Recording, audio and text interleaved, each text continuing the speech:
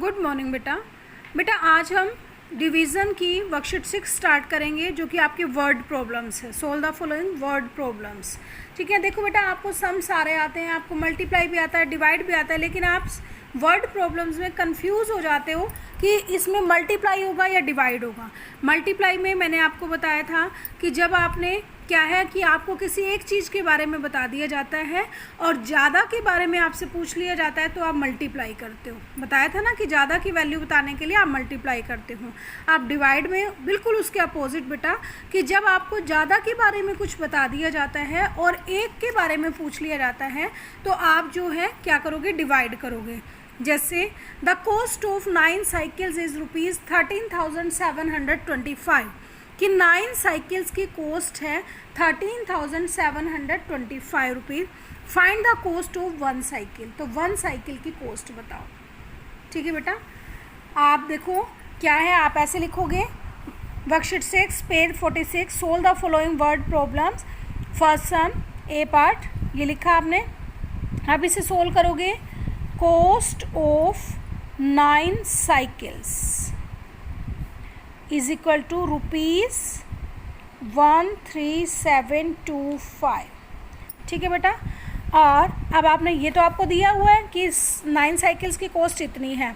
अब आपने क्या करना है, cost of 1 cycle is equal to, देखो 9 साइकिल्स की दी हुई है और 1 की आपसे पूछी हुई है तो आपको क्या करना पड़ेगा बेटा, डिवाइड करना पड़ेगा। 13,725 डिवाइड बाय कितने साइकिल्स की थी, 9।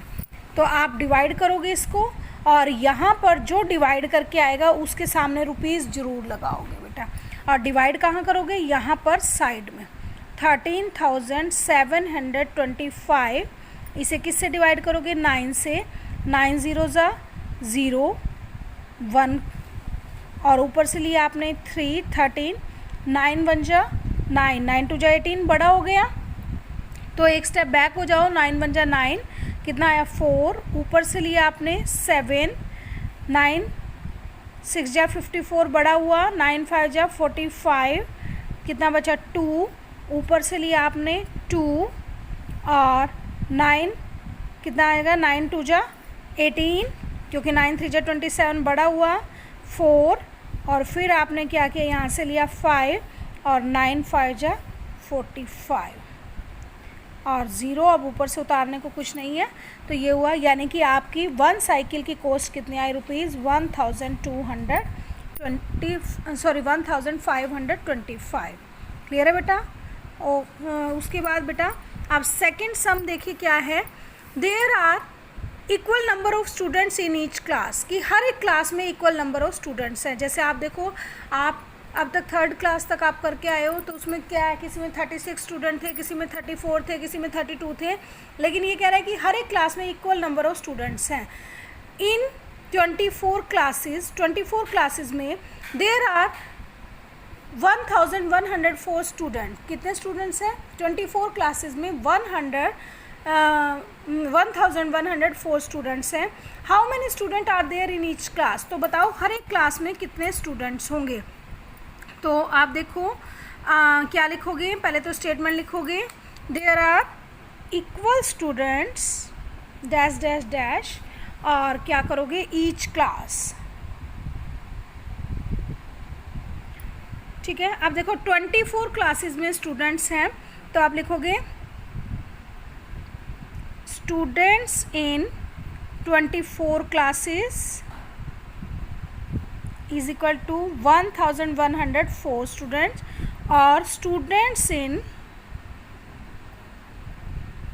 1 क्लास में कितने हैं, 1104 डिवाइड बाय 24 से डिवाइड करोगे और जो डिवाइड करके आंसर आएगा उसे यहाँ लिखोगे और डिवाइड कहाँ पर करोगे, यहाँ पर 1104 डिवाइड बाय 24 0 ज़ा 0, 11 बचा, ऊपर से क्या लिया आपने 0।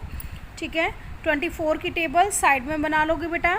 24 4 जा 96, आप टेबल बनाओगे बेटा पहले। ठीक है, ऊपर से लिया 4 और 24 6 जा 144, यानी कि कितने स्टूडेंट्स हैं हर एक क्लास में?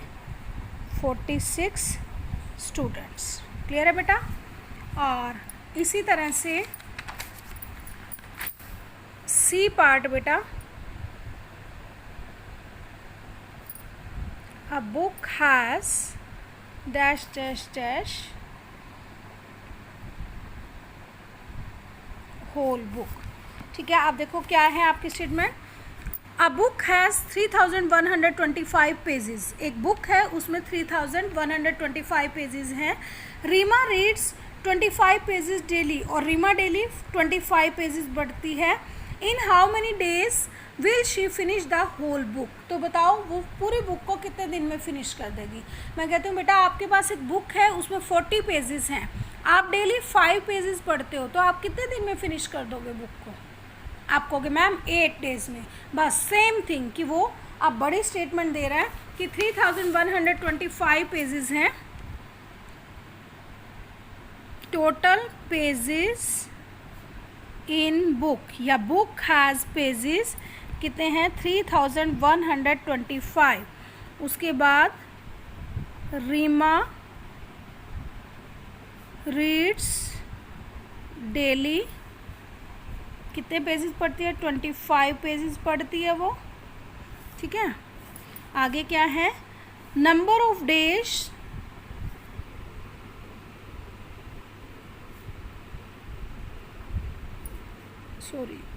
days to finish the book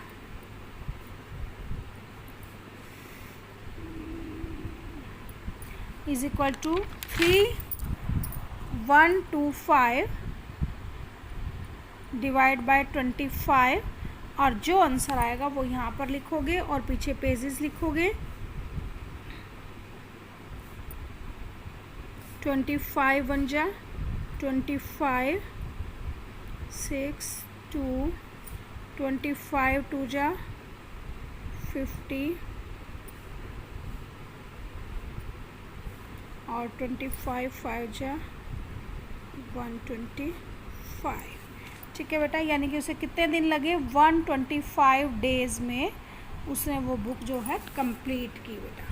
ठीक है बेटा, तो आज बेटा इतना ही, केवल ये 3 सम्स ही हम करेंगे, और इसे अच्छी तरह से करोगे बेटा। पहले इसे समझ के फिर नोटबुक पे करोगे, और उसके बाद बेटा रफ नोटबुक पे बिना देखे इसको करोगे। ओके बेटा, thanks, have a nice day.